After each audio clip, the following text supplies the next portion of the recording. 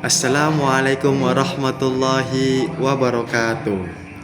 Sebelumnya, perkenalkan nama saya Muhammad Rifki Maulana dari semester 3 dengan NIM 22401010. Pada video ini, saya akan menjelaskan sebuah materi penilaian akhir semester tentang ekonomi pembangunan Islam.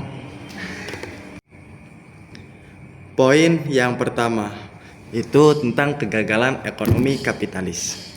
Salah satu ekonomi kita tidak maju-maju yaitu adanya penjajahan dengan uang kertas, yang dimana uang kertas ini menjadi alat bantu penjajahan negara maju untuk negara yang sedang berkembang.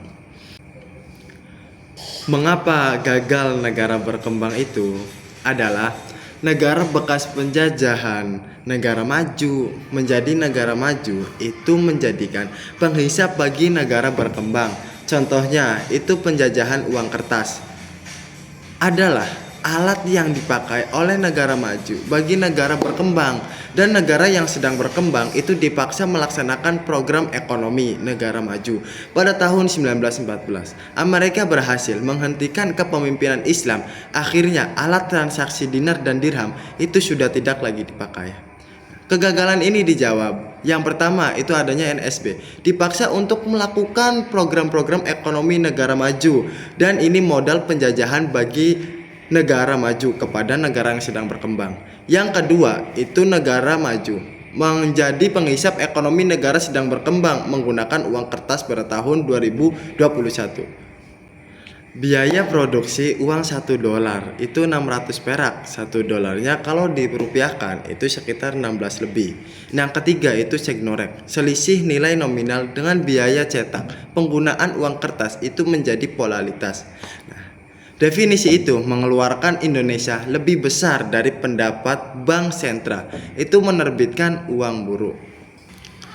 Nah, poin yang kedua tentang solusi ekonomi Islam secara parsial. Solusi ekonomi Islam secara parsial adalah penerapan prinsip-prinsip syariah hanya pada sektor tertentu, terutama sektor perbankan. Dalam konteks ini, yang mengalami perubahan hanyalah mekanisme penggerak ekonomi, yaitu dari sistem suku bunga digantikan dengan sistem bagi hasil melalui perbankan syariah. Namun, unsur-unsur ekonomi lainnya masih tetap mengadopsi sistem kapitalis pasarnya, masih menggunakan kapitalisme pasar bebas, mata uangnya masih berbasis uang kertas, dan jantung ekonominya masih bergantung pada lembaga perbankan dan pasar modal konvensional. Artinya ekonomi Islam belum menjadi sistem yang utuh, melainkan hanya menjadi alternatif di dalam sistem kapitalis yang dominan. Akibat dari penerapan yang parsial ini, dampak ekonomi Islam menjadi sangat terbatas. Meskipun sistem bagi hasil mampu menghilangkan praktik riba di tingkat perbankan syariah, namun secara nasional negara masih bergantung pada utang berbunga, sistem keuangan global, dan mekanisme pasar bebas. Oleh karena itu, solusi ekonomi Islam secara parsial belum mampu mengatasi ketimpangan ekonomi dan ketergantungan struktural secara menyeluruh. Yang diibaratkan anggota tubuh itu seperti pompa jantung adalah sistem ekonomi syariah. Bagi hasilnya yang tetap jalan, yang seperti murabahah, mudharabah, musyarakah. Ini bagian dari pompa jantung ekonomi Islam. Lalu ada solusi ekonomi Islam secara sistemik yang diibaratkan anggota tubuh. Dalam ekonomi Islam yang diterapkan secara sistemik, 4 unsur utama ekonomi harus diubah seluruhnya. Pertama, tubuhnya itu pasar syariah, bukan pasar bebas.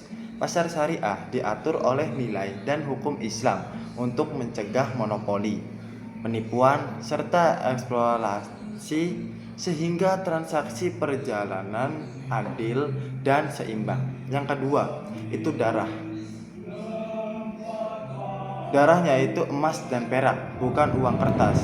Hal ini bertujuan untuk menjaga stabilitas nilai uang, menghindari inflasi yang berlebihan, dan mengurangi ketergantungan terhadap mata uang negara lain.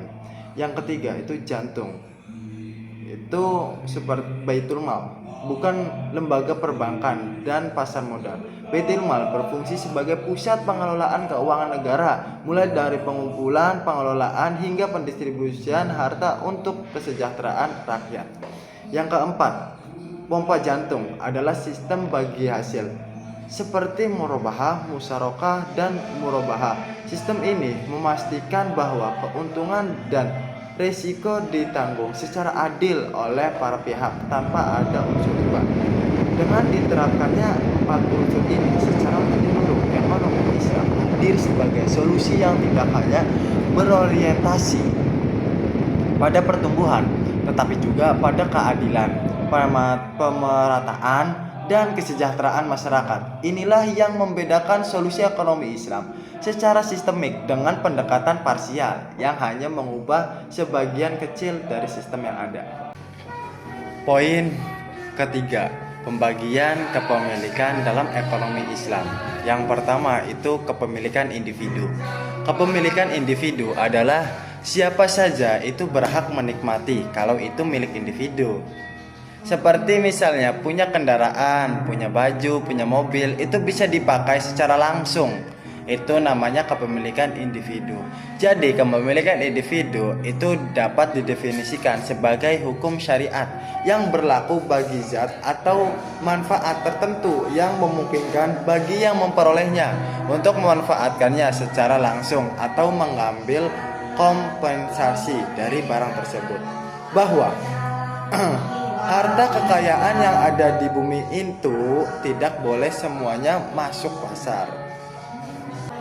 Apa dalilnya dari kepemilikan individu? Nah, dalilnya pada Quran surat Al-Baqarah ayat 29 yang artinya, dialah Allah yang menjadikan segala yang ada di bumi untuk kamu. Jadi, hukum asalnya semua yang ada di bumi boleh untuk kita nikmati.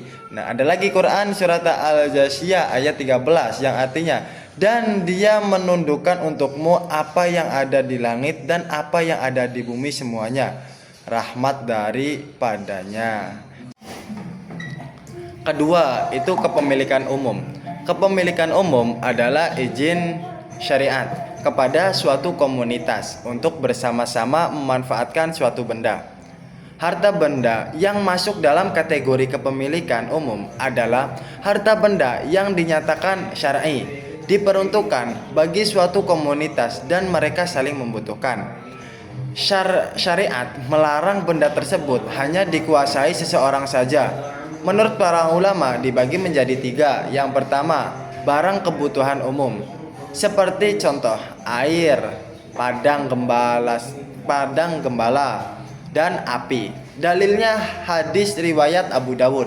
Rasulullah SAW bersabda, kaum muslimin berserikat dalam 3 hal. Yang pertama air, padang gembala, dan api.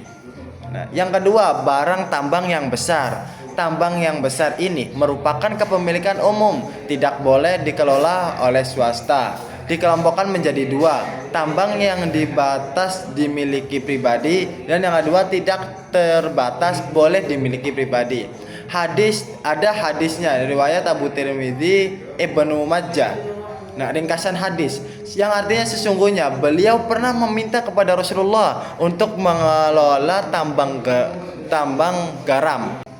Lalu beliau memberikan setelah ia pergi. Ada seseorang dari majelis bertanya, wahai Rasulullah, tahukah engkau apa yang engkau berikan kepadanya? Sesungguhnya engkau telah memberikan sesuatu yang bagaikan air mengalir. Kemudian Rasulullah bersabda, tariklah tambang tersebut darinya. Artinya, karena tambang garam itu jumlahnya sangat besar, bagaikan air mengalir tidak habis-habis, maka Rasulullah membatalkan pemberian itu.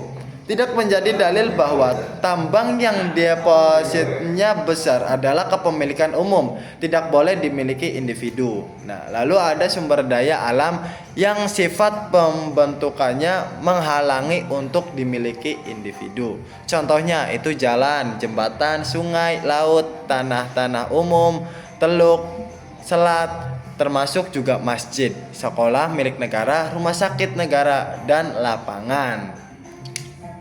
Yang ketiga itu kepemilikan negara. Kepemilikan negara, pengelolaan harta milik negara sepenuhnya menjadi wewenang kepala negara atau yang dinamakan khalifah. Nah, berdasarkan pandangan dan ijtihadnya, ada 10 jenis harta milik negara yang masuk kategori kepemilikan negara. Yang pertama itu jizyah, yang kedua gharaj, yang ketiga ghanimah, yang keempat fai, yang kelima itu usyur, yang keenam rikaz atau khumuz, yang ketujuh itu dzaribah, yang kedelapan harta tanpa ahli waris, yang kesembilan harta orang murtad, yang kesepuluh lahan, barang atau bangunan milik negara. Kurang lebihnya mohon maaf, kalau ada kesalahan mohon dimaafkan, kalau ada yang benar mohon dibenarkan sebenar-benarnya. Sekian dari saya pribadi, Muhammad Rifki Maulana. Wassalamualaikum warahmatullahi wabarakatuh.